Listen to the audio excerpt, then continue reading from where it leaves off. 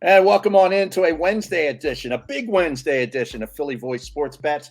Harry Mays, Eitan Shander, and Devan Kaney with you. And we are in the midst of a big week here in Philadelphia with the Phillies now jumping out to a 1-0 lead on the Atlanta Braves. They held on for dear life yesterday, something that the Seattle Mariners couldn't do. But they are one up, and they take on the Braves this afternoon in Game 2. And we got a 5-0 football team as we're looking forward to Dallas week. Cannot wait. I mean, this is big. I mean, Harry, I know you like to bet on Dallas, our enemies. So what do you have for that game? Like, what are we looking at? Well, I don't have anything on Dallas yet, although the line went to 5.5 again today. Mm-hmm. It was down to 5. Now I saw it back up to 5.5.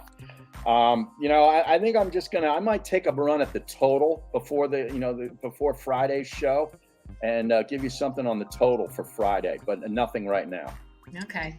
I think you might be able to find, I'm just looking to see what the best number is because it's still the Eagles. Like they covered the first half in Arizona again, and we know about their second quarter, their push here. Now the Cowboys, at least coming into last week, I'm sure it didn't kill them the way in which they stifled a lot of that Rams offense, but the Cowboys have pretty good defense, as we know.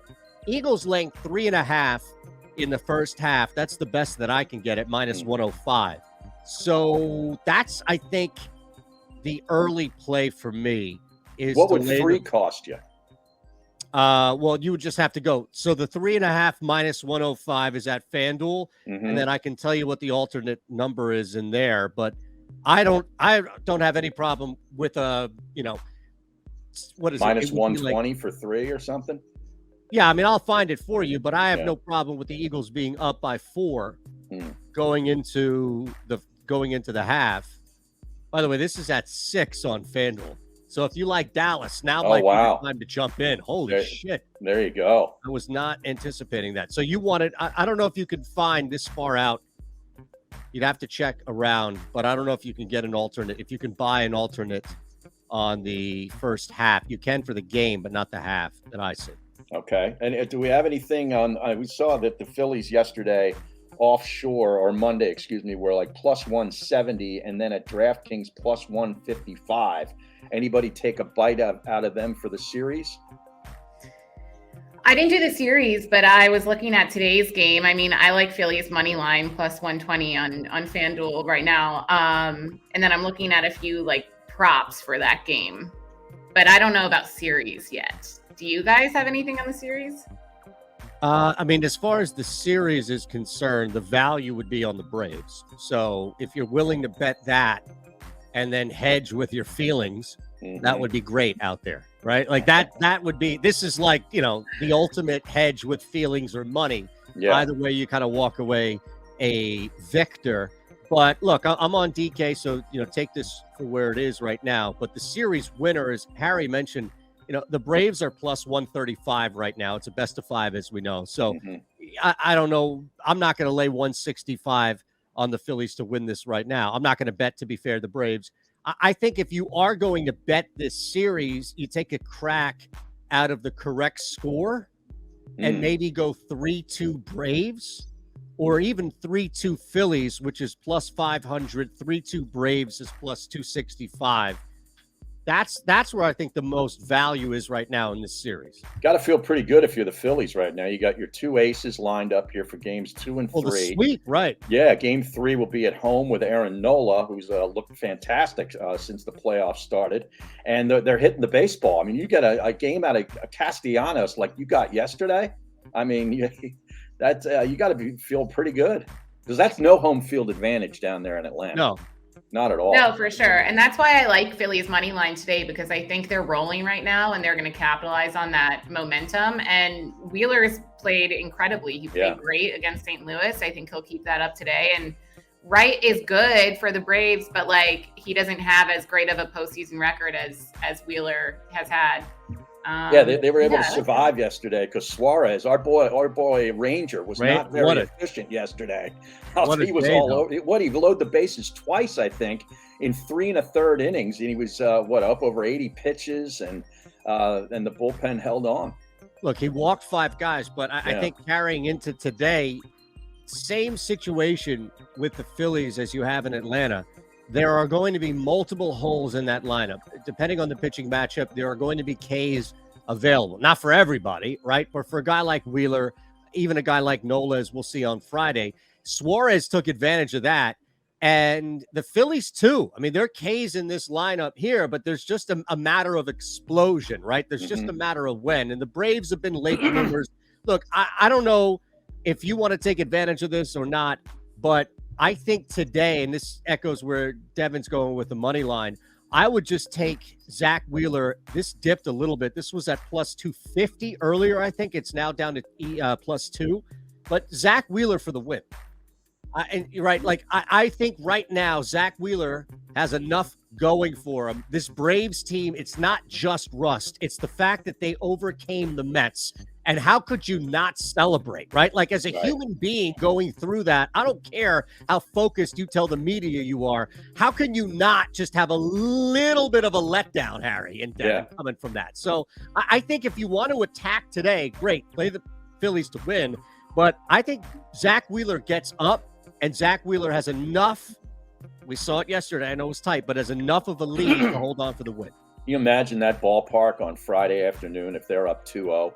Oh my God. I mean, yeah, regardless, it's going to be insane. But if they're up 2-0, that's going to be insanity. I mean, who knows what's going to happen? It'd be great if they put it away by Sunday, though, because I'm not loving the whole Phillies versus Eagles. I know they'll be on at different times, but that's just a lot of stress. That's too much for one day. That's too much. I can't handle that. It is. Would you go over 4.5 hits? Now, 135 for Wheeler, 110, though, minus 110 for Kyle Wright. I don't know. I was looking at that I don't know what to do for props here. I'd love to hear what you guys have for this game because I'm looking at it right now. That's what I've been going through. And I feel like it's going to be a low hitting, low scoring game. But you only have to go over 4.5. Well, you'd get 5 hits. Basically, you would target, I think, which pitcher you think cracks first, right? Kyle Wright giving now also, I mean, you're betting into a prop market, so the VIG's going to be high as is. But minus 110 versus minus 135, it's the same number. You know what I actually really like? And I'm just looking at this here on the page here. Clayton Kershaw over 3.5, minus 165. I don't mind that number at all. 3.5 getting hits. 4 hits against the Padres. I mean, Kershaw, this is in his blood. To give up a game like this. You're right. You're exactly right. Yeah. I'm just looking over this and I'm like, wait a second, that number, and I get it, minus 165 is astronomical for a lot of people. You're betting 1.5 to win 1, but I think that makes a lot of sense. Yeah, and I'll tell you, I mean, this, I know the Astros, I'm at the big comeback yesterday from 7-3 to win that over Seattle. I don't see how Seattle gets up off the mat after giving up that game. I mean, that was a game that they had. Yep. And so I'd lay 155 with the Astros in game 2. I like that. That was a tough way to lose. I mean, we talk about the Braves. Maybe if somebody down in Atlanta wants to sell me some momentum type stuff, I don't buy it because you've got Zach Wheeler, which is like the human fire extinguisher on stuff like that. But, yeah, I mean, Seattle, that is a gut-wrenching – to get to Verlander and lose that game is awful. Absolutely. All right, Thursday night football. Monday I said I was on under 39. It's at 38. Any plays? I mean, I don't know if you can take a side in this game. I mean, is Chicago still favored 40, by Harry, 1? October 9th. Where were you on that? Yeah, well, I opened at 40. I was snoozing. On the spreadsheet, Devin. Under 39 I'm sitting at. I'm feeling still pretty good about that. I will watch this game. Yeah, me too. Yeah, I mean, the spread is 1 point. I don't have anything down for this game. But I did see an interesting stat, actually, just before we started recording this, that Carson Wentz is undefeated in Thursday Night Football, I believe it was. Yeah, I need to confirm. Hold on, let me find it. But yeah, it who knows? I don't know if I'm confident enough to ever put money on Carson Wentz ever again. But interesting stat. Yeah, Wentz is 6-0 in his career on Thursday Night Football. Interesting. Most wins without a loss by any starting quarterback in Thursday night. Okay, so that means he's good on a short week, and here it is coming off of Ron Rivera sort of throwing him under the bus Yeah, he on Monday, did. saying that the problem is the quarterback. Yep. So maybe Carson does Carson cower like he did when he was here in Philadelphia, or does he rise up? Look, I mean, this is a game where I don't want to bet on anybody having to rise up, right? Like, I don't want this, especially on a short week, but either offense, like I'm not betting on Justin Fields or Carson Wentz to meet some bar, right? Like, this is the game where you take advantage of the guys just stinking out loud, and that's why we're playing the under here. So my answer would be no. I mean, I have a couple of field goal bets. Yes, that's what I'm thinking. There's a lot of field goals. Look, I think this is like a 19-10 game. I think you're right. And you can go over 3.5 field goals at a lot of places for a pretty good plus like 120, 130 maybe return, depending on where you are. Cairo Santo, right? This is the Santos part of me. This is the Bears kicker. Right. He comes off a 3 field goal game. He missed a game. They brought somebody in. He came right back. So he kicks a ton, right? He's had 3 field goals in each of his last 2 games. And we know the Bears they have to ice his leg after every game. Exactly. Here's the thing, though. Washington, the Commanders, they don't kick. This guy just does not kick. This guy, I forget his name. That's why he's not even relevant here.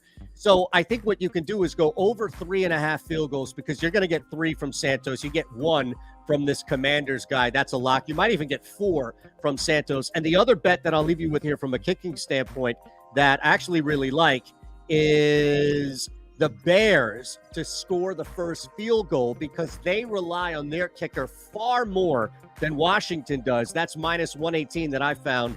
And I'm definitely behind that one, too. I like that. That'll keep me interested because I don't want to have to watch my Temple Owls get their asses handed to them by UCF on Thursday night. 23.5 point underdogs on the road. Hey, Matt Rule, now maybe he'll make a comeback. Yeah, maybe he'll show up on the sidelines. The site of one of his most famous wins in college was that UCF. I did the game. It was unbelievable. All right, speaking of college, there's good week this week in college. Got a lot of big matchups, most notably Alabama going to Tennessee. Tennessee's a 7.5 point underdog at home. Dude, they screwed me last week. They showed up in LSU. There was no look ahead whatsoever. They put the foot on LSU's throat, and they did not let off. I'm going to take them getting 7.5 against Alabama. There's still questions with Alabama's quarterback. How healthy will he be? If he is, he's obviously the best player on the field. But I think Tennessee, with what they've got going, both offensively and defensively, 7.5 seems too good to pass up at home. I'll take the Vols.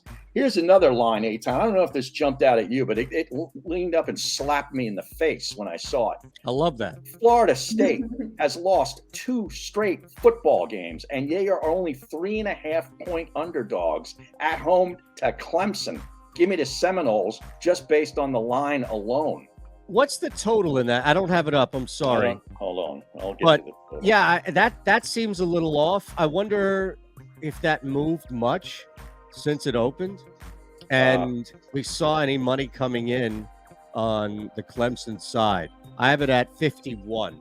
Oh, 51? Okay. Yeah, I mean, Florida State plus 3.5 at home. Just take them on the money line, right? I think you can go. All right, I think you could go full unit 305, sprinkle a half shekel on the money line. Okay, I like it. I think this has upset written all over it. They're plus 155 on the money line. I like that. And you have That's fine. 51, yeah. Look, I mean, you're not going to get outside of Florida State being ranked. You're not going to get much better than that. Right. And the other one that kind of got my attention, Texas is coming off a huge win at 49-0 over Oklahoma, much to Eitan's chagrin. But Quinn Ewers is back. He threw 4 touchdown passes last week, and they're 17-point favorites over a bad Iowa State team. Give me the Longhorns to keep rolling. I can't hate that. Me neither. I just kind of tail Harry on like one college football play a week, and I call it a day. So, well, which one are you taking here thus far? I don't know. I'm gonna let you know on our Friday show. Okay. As you're talking, like just to to clue you guys in. Like I'm like scrolling through my odds, being like, okay, I like that. Maybe not that. So I don't know. I'm going to think about it. I'll let you know Friday. All right. Very good. By the way, big thing Wednesday night. And I know it's Wednesday night, but it's football. And damn it, I'm going to be watching. But Louisiana, not the squad that I think the betting public believes them to still be. Marshall's in a really good spot right now, especially laying less than a touchdown. If it's still -6.5, absolutely smash I got that. 10.5. No, first half. Oh. Yeah, I don't mind the 10.5, to be honest with you. I think they cover that. There's rain expected. The muddy track, I don't think slows this down in Louisiana's favor by any means. Marshall's just the better team. So I'll take them in the first half, -6.5. And if you want to tail the 10.5, then so be it. God bless you. I'm there for it. Beautiful. You know what I like? I just always tend to root for whatever team is playing Penn State. So that Penn State-Michigan game, I'm definitely going to do something with that. I just don't know exactly what yet. That's the Pitt Panther in you speaking, right? It is. Yes. Okay. Now, I went Definitely under is. that 51.5, and I'm a little surprised that it's moved up to 52.5. Hmm. Somebody smarter than me is putting money on the over, Interesting. Mm. Well, which I don't think benefits Penn State, right? So maybe that, Devin, would be the way to go. This game is in the 60s. No way Penn State's keeping up. I said to myself. Yes. Well, it's true. You're right. I mean, Michigan, although Michigan, their offense is just puzzling to me. Like at some point, the quarterback always ends up being Jim Harbaugh. Yep. You know what I mean? Like they take on his persona in some of the big games, and they get very conservative. You know what I mean? Like, I don't know. I have a tough time laying points with Michigan like that much. I got screwed earlier in the year. Maybe I'm still scarred. I get it.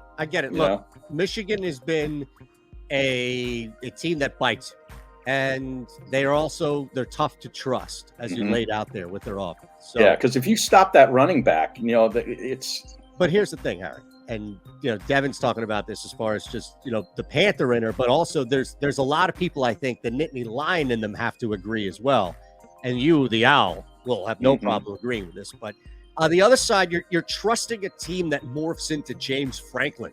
Yeah. And has morphed into James Franklin in key moments and has taken on that nervous persona. What do we do? What do we do? What do we do? What do we do? Yeah. I can't put money on that. Good point. Just take the total. I'm with you, Eitan. All right. All right. That'll wrap up a Wednesday edition. We'll be back on Friday. And go Phils. Go Phillies. Go Phils.